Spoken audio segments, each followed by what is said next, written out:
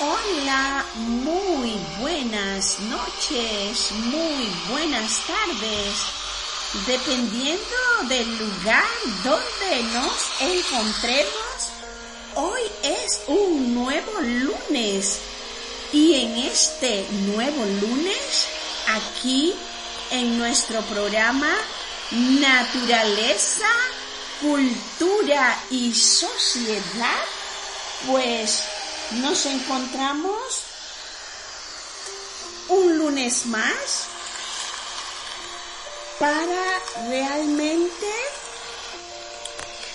conocer, concientizarnos, valorar y así preservar y conservar nuestro patrimonio natural desde donde nos encontremos. De verdad que Naturaleza, Cultura y Sociedad, un programa que se transmite todos los lunes aquí en Radio Nuestra América Online, una radio que tiene una programación maravillosa, exquisita, constructiva, una radio que tiene para todo, música, arte, poesía, naturaleza. Pues hoy, como todos los lunes, siempre tenemos una temática interesante, renovadora y conservadora para con el ambiente, ¿cierto? Pues en el día de hoy nosotros vamos a estar conversando sobre las angiospermas y las plantas medicinales. Nuestros oyentes nos han escrito y nos han preguntado me sugirieron de que hablara de las angiospermas, porque habíamos hablado de esas plantas y no les había quedado claro quiénes son esas plantas. Pues en el planeta hay flora y hay fauna. La fauna, los animales, la flora, las plantas. Y las plantas definitivamente que son maravillosas, porque sin plantas no podemos vivir. Ellas producen gran parte del oxígeno que respiramos. Son la base de la alimentación humana y animal, o sea que nosotros sin plantas no podemos vivir, porque el oxígeno que generan en la fotosíntesis es el oxígeno que nosotros necesitamos para vivir. Y no solamente nosotros, todos los seres vivos que hay en el planeta son la base de la alimentación humana, pues comemos arroz, maíz, papa, yuca, ñame, ñampí, otoe, naranja, limón, guanábana, piña, repollo, brócoli, zapallo, camote, papa, y todo eso es de origen vegetal. Así que las plantas son la base de la alimentación tanto humana como animal. Las plantas protegen los suelos contra la erosión. Cuando usted tiene un lugar donde hay plantas y viene la lluvia, pues ese suelo no se desliza, ese suelo no se inunda, porque esas grandes raíces que tienen las plantas absorben el agua. Las plantas nos proporcionan medicinas, fibras, madera, papel, combustible, regulan el clima, mantienen la biodiversidad al servir de alimento y refugio para numerosos organismos. Pero ¿qué son las angiospermas? Me decían, no nos quedó claro qué son las angiospermas. Las angiospermas son las plantas que nosotros tenemos en nuestra casa y que conocemos porque son plantas que producen flores, frutas y semillas. Las semillas están protegidas dentro de los frutos. Y estas angiospermas son el grupo de plantas más diverso del planeta. De ellas se conocen aproximadamente de 300.000 a 350.000 especies de angiospermas, y esto representa alrededor del 90% de todas las plantas terrestres. Las angiospermas, dentro de las angiospermas hay las que son monocotiledóneas y las que son dicotiledóneas. Las que son dicotiledóneas tienen 2 cotiledones, las que son monocotiledóneas tienen un monocotiledón. Usted recuerda cuando era pequeño, que tenía 8 años, y a usted en el colegio le pedían que metiera en algodón una semilla de frijol, y allí dentro de ese frasco con algodón húmedo, en 8 días germinaba esa semilla y tenía 2 hojitas, cotiledones, 2 cotiledones, hojitas jóvenes de la planta, y metía en el frasco de vidrio con algodón húmedo un grano de maíz, y a los 8 días usted tenía que el maíz tenía una hojita joven, un cotiledón. Así es. Entonces, dentro de esas dicotiledóneas y monocotiledóneas, resulta ser que uno las puede reconocer revisando las hojas. Las dicotiledóneas, sus hojas tienen una nervadura. Usted ve la hoja a simple vista y ve que las hojas tienen muchos nervios. Esas hojas tienen muchos nervios, y se habla de nervadura retinervada porque esos nervios forman una gran red. Cuando usted observa las monocotiledóneas, la hoja tiene una nervadura paralela. Allí no se forman esos nervios, esas grandes redes de nervios, sino que los nervios corren paralelo al nervio medio. Una hoja de caña tiene esa nervadura, una hoja de maíz tiene esa nervadura, muy distinta a las dicotiledóneas, que usted las observa y observa la hoja y es una red de nervios, y adivine, esa red de nervios son tejido de conducción. ¿Quiénes son monocotiledóneas? La caña, el maíz, son ejemplos clásicos de monocotiledóneas.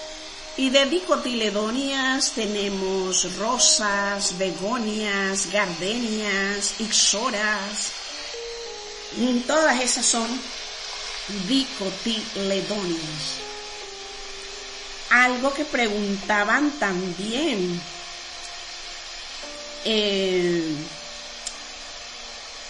ejemplos de monocotiledóneas: el maíz, el arroz, el trigo, la palma de coco, las orquídeas son monocotiledóneas.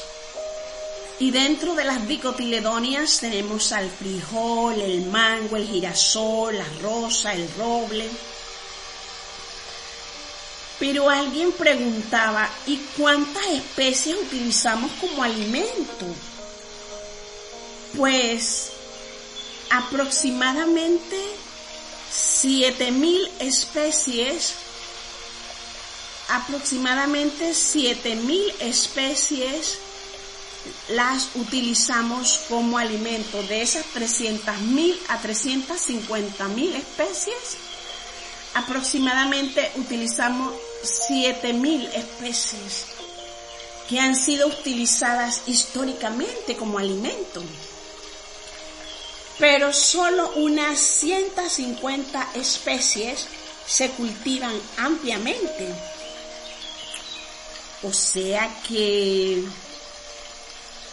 menos de 30 especies proporcionan más del 90% de los alimentos consumidos por la humanidad. Y dentro de esos cultivos están el arroz, el trigo, el maíz, la papa, la soya.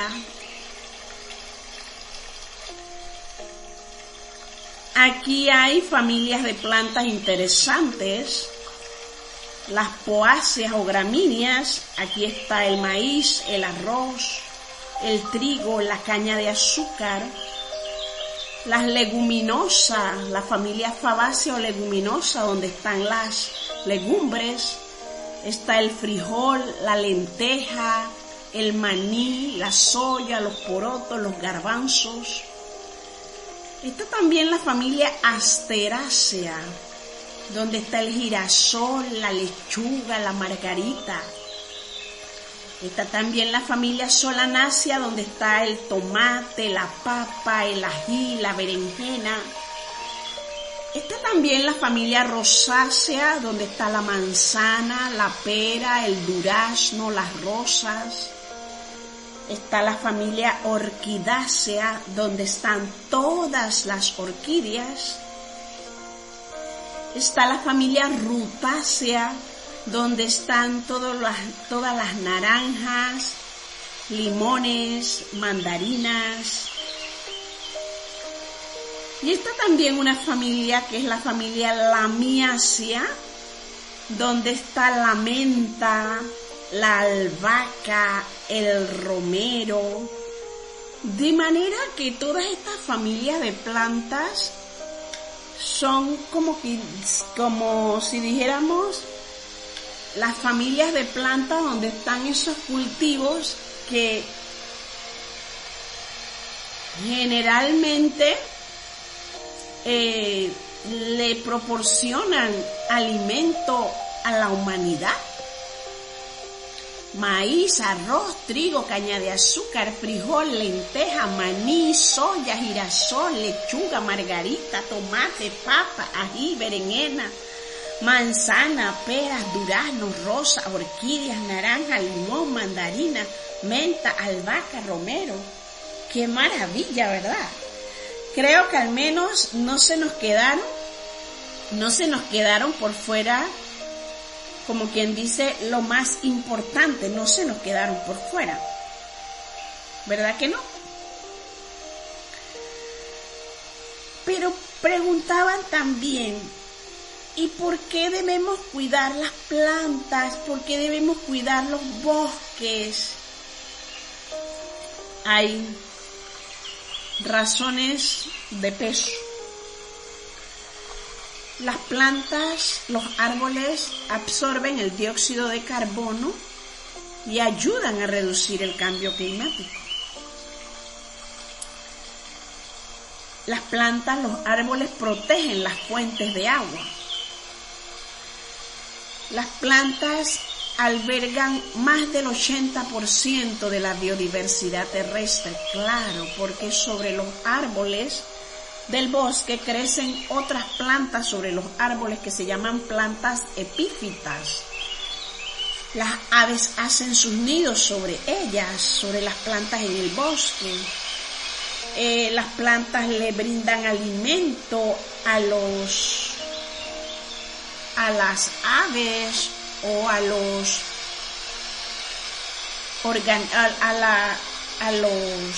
mamíferos del bosque, también le brindan alimento. Las plantas conservan los suelos fértiles. Las plantas del bosque mejoran la calidad del aire, proporcionan recursos y medios de vida a millones de personas. Obviamente que la deforestación, lo inverso de no cuidar el bosque, la deforestación provoca pérdida de especies, erosión, sequías y aumento del calentamiento global. Eso lo estamos viviendo hoy más que nunca, ¿verdad? Y de todas esas plantas, ¿qué hay sobre las plantas medicinales?, nos preguntaban. Pues se estima que hay entre 50.000 y 70.000 especies vegetales que son utilizadas con fines medicinales en el mundo. Y cerca del 25% de los medicamentos modernos contienen compuestos derivados directa o indirectamente de las plantas. Y tenemos algunos ejemplos como ¿quiénes? La manzanilla, el aloe vera, el eucalipto, la menta, el jengibre, la quina, el sauce, por mencionar algunas plantas medicinales que como que son conocidas a nivel del mundo. Pues las angiospermas son ese grupo de plantas que es muy importante para la vida humana. Pues ese grupo de plantas nos proporcionan alimentos, medicinas, materiales y servicios ecológicos esenciales para la vida de los seres vivos. De allí que la conservación de los bosques y de la diversidad vegetal es fundamental, muy fundamental, para garantizar el bienestar de las futuras generaciones, porque no se trata solo de nosotros, sino que estamos trabajando para preservar y conservar los bosques. ¿Para qué? Para que las futuras generaciones puedan disfrutar de todos esos servicios ambientales maravillosos del cual nos proveen las plantas, el bosque. Entonces es súper interesante que nosotros vayamos tomando conciencia de cuán importantes son las plantas en la vida de todos los seres vivos en este planeta en el que vivimos y que se llama Tierra. Pues nos decían, la vez pasada nos preguntaban que si se conocían todos los usos de las plantas en el planeta. Yo les decía, claro que no, todavía no se conocen. Pero precisamente eso es lo que ocurre. El bosque es una verdadera farmacia natural. Y cada vez que talamos un bosque, vamos perdiendo de esa farmacia natural. Y muchas veces son plantas que no se han descrito para la ciencia. De manera que tenemos que ser hoy más que nunca, tenemos que ser esa gente que está pendiente a reunirse, a compartir con sus vecinos sobre la importancia de cuidar nuestro ambiente. Imagínense, a veces nosotros vivimos en un lugar donde no tenemos espacio para sembrar ni siquiera plantas en pote.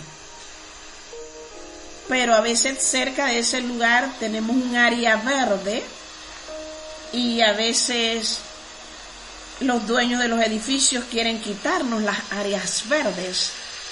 Entonces tenemos que ser esa gente que está, como quien dice, con una bandera verde, ondeando nuestra bandera verde como símbolo de que somos cuidadores protectores del ambiente, protectores de la naturaleza, protectores de las áreas verdes que tenemos en nuestros entornos. Y tenemos que estar, como quien dice, pendiente. Tenemos que estar, como hemos dicho aquí, conocer cuál es la normativa que existen en nuestros países para cuidar esa naturaleza, para cuidar esos árboles, para cuidar esos lugares verdes que tenemos cercanos a donde vivimos. Tenemos que estar con esa mentalidad, con esa filosofía de cuidar nuestros bosques, de cuidar el entorno vegetal que tenemos a nuestro alrededor. Tenemos que estar en esa, como quien dice, en esa sintonía de cuidar eso que nos genera oxígeno, que ayuda a que la temperatura se nivele y no tengamos estos grandes, últimamente está en el mundo, hay grandes, como diríamos, las temperaturas en la época de verano, las temperaturas están muy elevadas. Pero también nos preguntaban y nos decían que habláramos un poquito de las plantas medicinales. Pues las angiospermas, plantas con flores, frutas y semillas, dentro de ese gran grupo de angiospermas, hablábamos que son plantas que nos dan o nos proporcionan alimento, medicina, cauchos, tintes, bebidas, licor.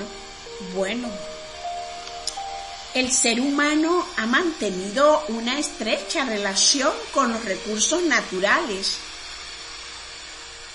y sin lugar a duda las plantas han sido para el ser humano uno de los más importantes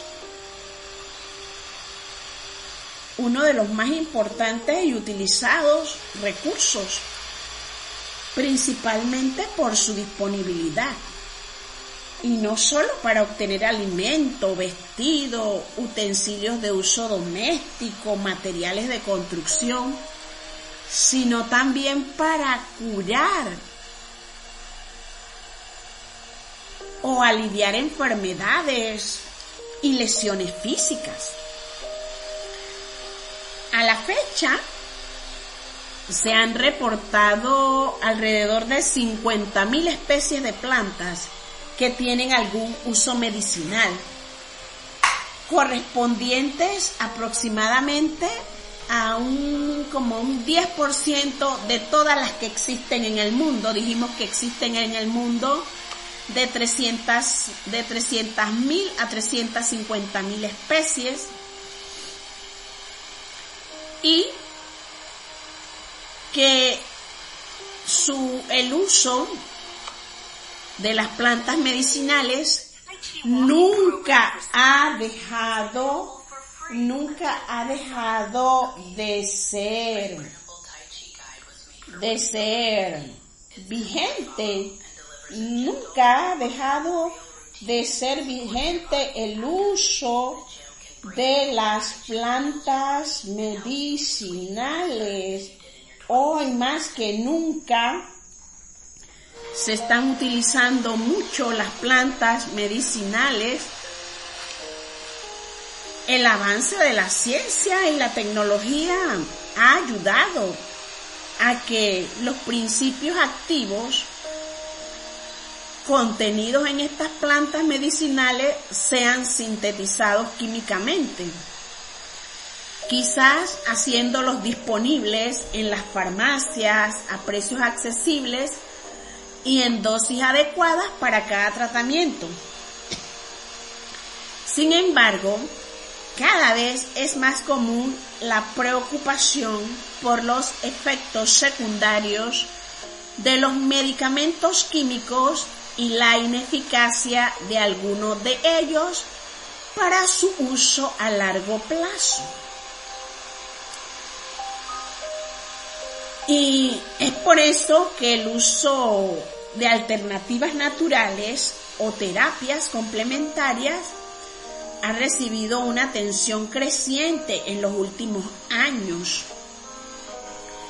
Imagínense que el ser humano, desde que arriba llega a la tierra,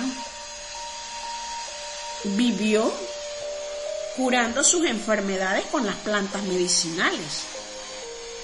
En el paleolítico o en el neolítico, en esa era de la historia, no había inyección, no había vitamina C en pastillas, no había nada de eso. Y el ser humano, en eso de que tenía que estar pendiente de cómo curarse y qué comer, fue aprendiendo, como quien dice, a puro ensayo y error. Entonces, qué interesante. El ser humano en ese tiempo era cazador, recolector. Y bueno, salimos adelante. La Organización Mundial de la Salud estima que el 80% de la población mundial depende de la medicina tradicional para sus necesidades de atención primaria en salud. El 80% de la población mundial depende de la medicina tradicional para sus necesidades de atención primaria en salud. El 80% es un porcentaje relativamente alto. Y la práctica de la medicina tradicional, obviamente que se basa en el uso terapéutico de diferentes partes de la planta y en distintas formas de preparación para prevenir o curar diversas dolencias de las plantas. Algunas veces se utilizan las hojas, otras veces se utilizan las flores, otras veces se utilizan los frutos, otras veces se utilizan los tallos, ¿verdad? Y qué interesante, porque hoy día la medicina tradicional con la medicina académica está haciendo la medicina tradicional con la medicina científica o académica está trabajando, haciendo esfuerzos para que las organizaciones académicas, científicas y gubernamentales se haga un proceso de transmisión de los saberes ancestrales, porque hoy día los jóvenes están perdiendo ese conocimiento ancestral, y se está haciendo hasta en las redes sociales, se está utilizando todo esto para que ese conocimiento que ha pasado de generación en generación hoy día no se pierda con los jóvenes. La taxonomía científica, una rama de al menos en el área de botánica, una rama de la botánica que es la encargada de clasificar,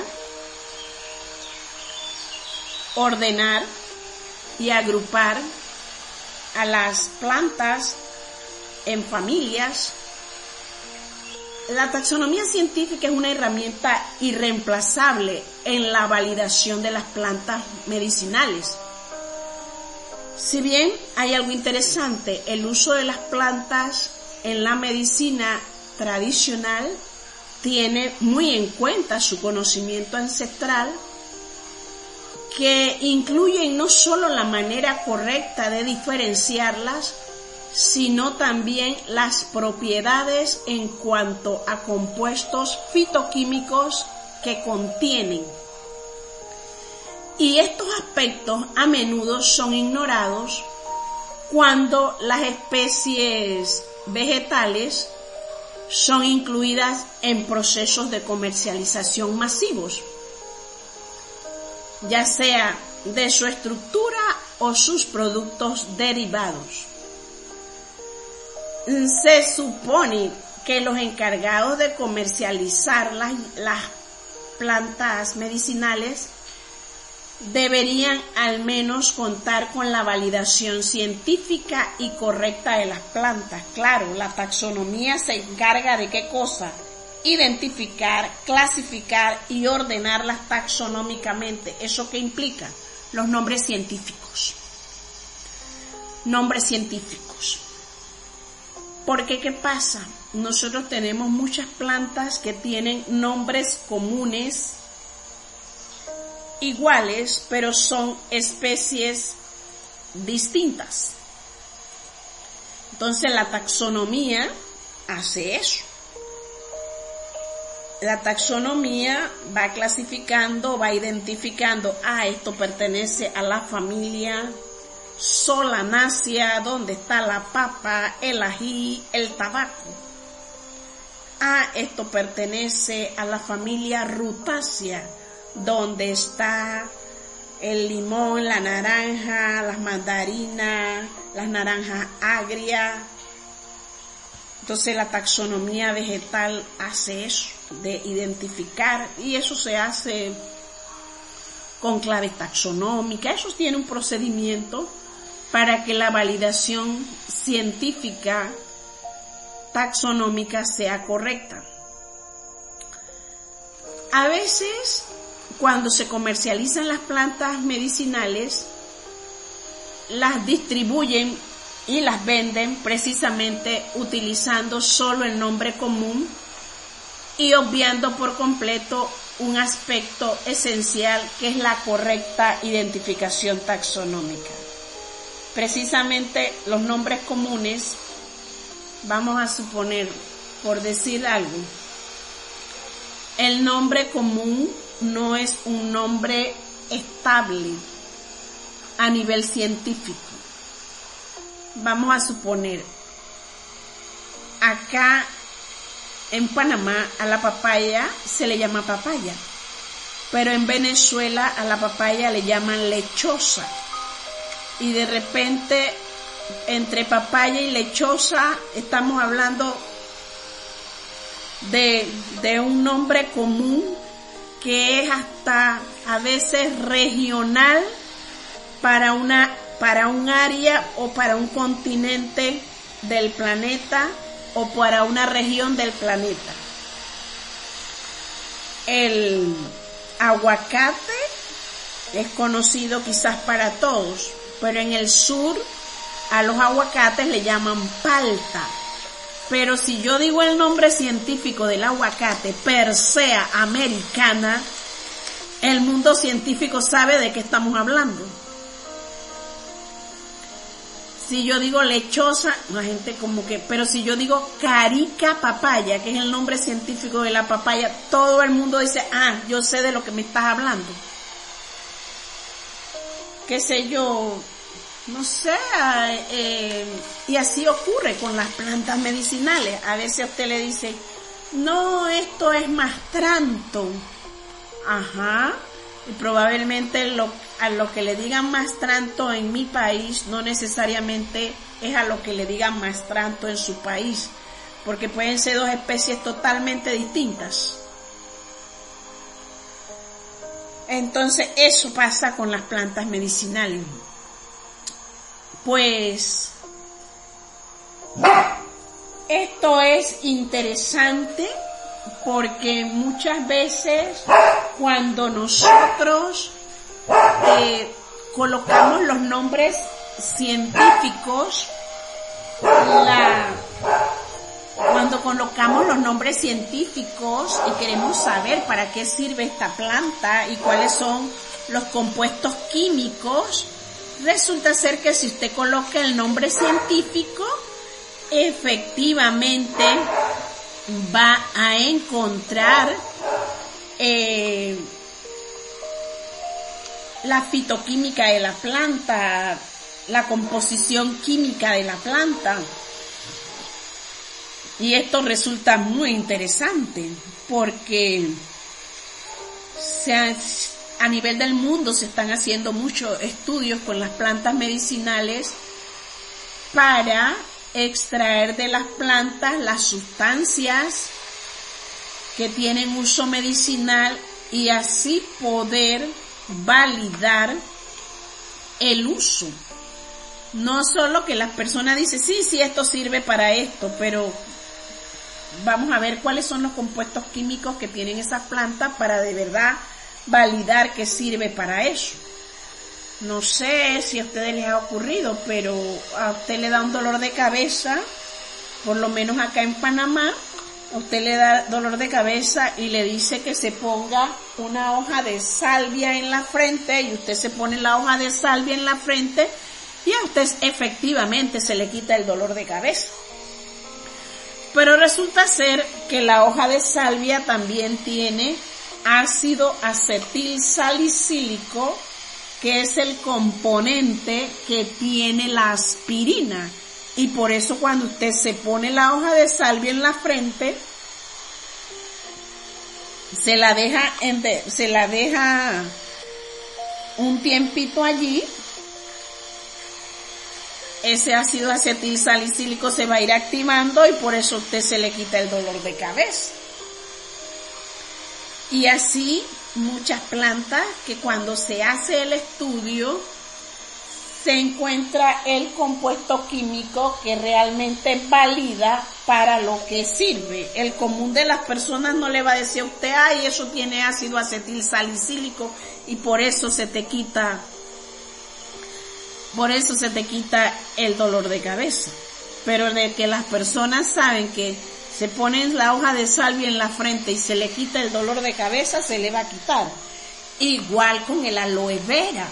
Con aloe vera, a usted le dicen, corta, abre la aloe vera y el gel de la aloe vera en la quemada, te lo colocas y te va a cicatrizar bien, precisamente porque la aloe vera tiene una sustancia que se llama aloína y la aloína es como si fuera lubrica la herida, la cicatriza y entonces usted ve que, y de hecho, a veces le mandan a uno a hacer mascarillas con ese gel de aloe vera porque la aloína es un cicatrizante natural. Entonces ya eso se ha estudiado de la aloe vera, de que esa sustancia aloína es un cicatrizante maravilloso y cuando usted se quema no se ponga agua, no se ponga mantequilla, sino gel de aloe vera. Y así hay muchas plantas, el jengibre, muy bueno para la circulación, muy bueno cuando la gente tiene ronquera, tiene tos.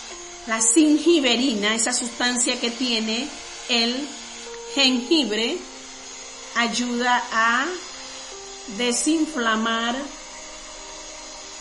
las vías respiratorias y no solo las vías respiratorias, sino que también las articulaciones.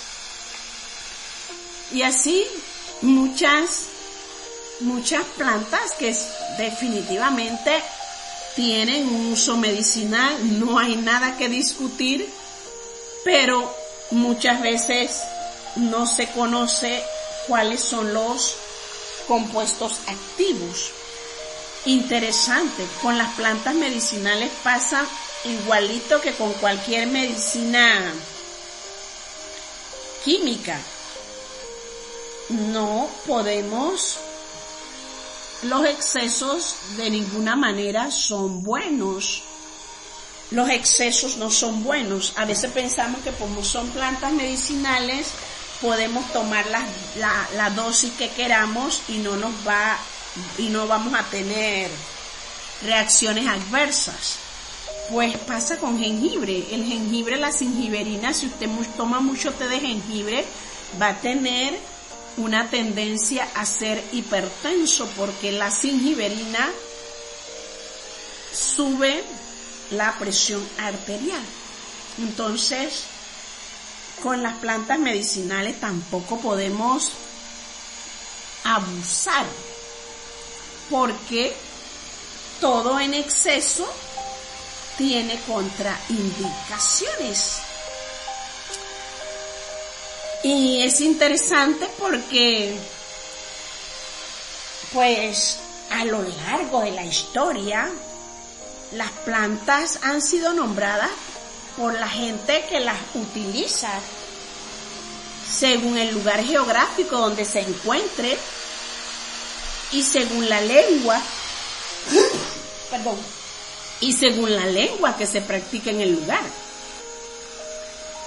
Y es lo que les decía, una misma especie puede tener distintos nombres en distintas regiones de un mismo país o del mundo. Resulta ser que nosotros le decimos banano o guineo, pero cuando usted va al sur, al banano o guineo le dicen plátano. Y para los que estamos acá en trópico, plátano es ese que se hace tajadas. Entonces, que aguacate en el sur es palta y es lo mismo pero con un nombre distinto. Lo mismo con un nombre distinto. Entonces, pues, un mismo nombre común puede ser aplicado a especies distintas. Y a veces esto puede traer usted piensa que le dice, no, toma un té de tal cosa, y no es el té, es otra cosa, y en esa equivocación, pues, pueden ocurrir cosas que no queremos. Entonces, los nombres comunes de las plantas medicinales, como quien dice, ya le digo, eso se lo da la gente de la región, la gente de cada país, así que como que eso no tiene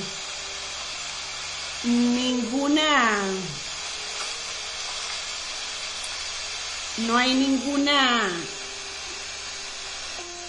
forma de normar eso, ¿cierto? No hay ninguna forma de normar eso cuando sí se habla en la taxonomía vegetal. La taxonomía vegetal sí utiliza algo que se llama nomenclatura binomial. La nomenclatura binomial fue la nomenclatura que creó Carlos Linneo para darle nombre científico tanto a plantas como a animales. Y la nomenclatura binomial dice que cada especie, tanto de planta o de animal, la especie está formada por dos palabras. La primera palabra es el género, la segunda palabra es el epíteto específico y las dos palabras conforman la especie. Entonces ya la taxonomía vegetal sí tiene una normativa. El nombre común no tiene ninguna norma. El nombre común de una planta medicinal, si usted le vio una flor roja y usted le quiere llamar rojita, usted le dice rojita. Pero ya en el mundo científico sí está la nomenclatura binomial que creó Carlos Linneo a partir de su obra Species Plantarum en 1753. A partir de esa obra se inicia a utilizar la nomenclatura binomial para nombrar a plantas y animales. Con esa nomenclatura binomial, bi significa dos, nombre, dos nombres. La primera palabra, género, la segunda, epíteto específico. Esa primera palabra que es el género, la primera letra va en mayúscula y la segunda palabra que es el epíteto específico va en minúscula. Entonces, qué interesante, ¿verdad? Definitivamente que las plantas medicinales se han utilizado desde la antigüedad para tratar dolencias en los seres humanos. Pero hay algo interesante. La mayor cantidad de información sobre el uso de las plantas medicinales o la medicina alternativa, como le dicen hoy, la poseen los adultos mayores. Y esta información se está perdiendo o a punto de extinguirse debido a que las nuevas generaciones están poco interesadas en aprender sobre esta temática, interrumpiéndose la transmisión de conocimientos. Y hoy día hay preocupación por el uso de los recursos naturales, el cuidado y mantenimiento del ambiente. Esto se hace cada vez más una propuesta que tenemos que asumir, porque con el paso de los años hemos notado cómo el ambiente se está deteriorando o cómo cada vez que llueve hay inundaciones, cómo hay daños que afectan directamente el accionar, cómo hay daños que afectan directamente hoy día a regiones y países, porque tenemos plantas medicinales, pero también tenemos que ir trabajando todo lo que implica cuidar, dar ese, como quien dice, cuidar todas las áreas verdes que están a nuestro alrededor. Y bueno, cuando empieza toda la urbanización, la deforestación, pues nos damos cuenta que esos lugares que no se inundaban, ahora se inundan. Esos lugares donde no se erosionaba la tierra, ahora se erosiona. Esos lugares donde antes eran unos lugares maravillosos, que no había esa problemática, pues definitivamente que los cambios actuales están exigiendo que se logren grandes desarrollos en materia ambiental, porque hoy día el ser humano amenaza con perjudicar el ambiente más rápido de lo que éste se puede regenerar. Y entonces es aquí donde toma importancia la educación ambiental, el que conozcamos cómo hemos ido desarrollando en este programa, hemos ido conociendo los hongos, las algas, los líquenes, las briófitas, los helechos, las gimnospermas, que son plantas con semillas desnudas. Hoy que nos pidieron que hiciéramos como un énfasis mayor en las angiospermas, que son plantas con flores, frutas y semillas. Las semillas están dentro de el fruto, protegidas dentro del fruto. Y cómo hemos ido conociendo, cómo nos vamos relacionando los seres humanos con la naturaleza para ir encontrando la solución al problema medioambiental.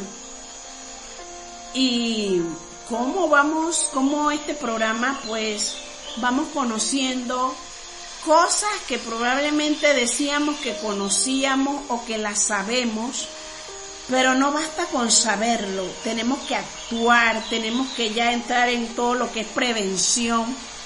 A veces nosotros decimos, bueno, yo que me voy a ir a reunir con mis vecinos, yo que voy a ir a hablar allá con esas personas. El simple hecho de que usted empiece a reciclar, empiece a ir separando plásticos, vidrios, ir separando, el simple hecho de que usted en su casa ya no esté comprando plásticos que una vez que los compra los tiene que botar, ya usted empieza con esos plásticos a hacer maceteros para sembrar plantas. Ya usted está empezando, o sea, si todos en el mundo reciclamos y utilizamos esos plásticos que compramos de jugos o qué sé yo, de soda, y ya yo empecé en mi casa, ya yo no tengo nada plástico, todos los plásticos he empezado a sembrar plantitas, siembro plantitas y se las regalo a los vecinos, o a veces salgo a la calle con muchas plantitas y le voy regalando una plantita a una persona en la calle para que esa plantita, y siempre allí siembro arbolitos para que las personas que se llevan, si yo les digo, se lleva un árbol de guayacán o se lleva un árbol de roble, y usted va a siempre este arbolito en un lugar valioso de su casa, porque estas conductas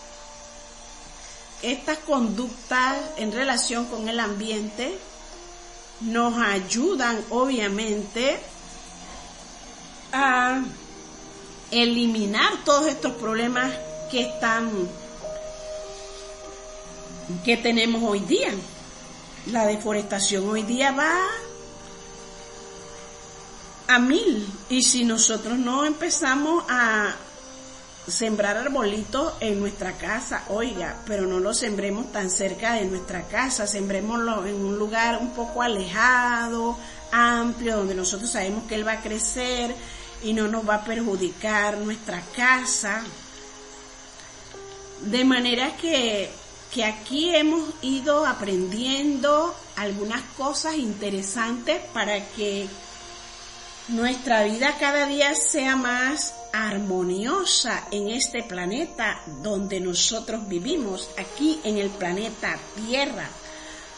Por eso siempre nos reunimos todos los lunes aquí en Radio Nuestra América Online para nutrirnos, educarnos, fortalecernos y posteriormente tomar acciones sabias y armónicas con el ambiente.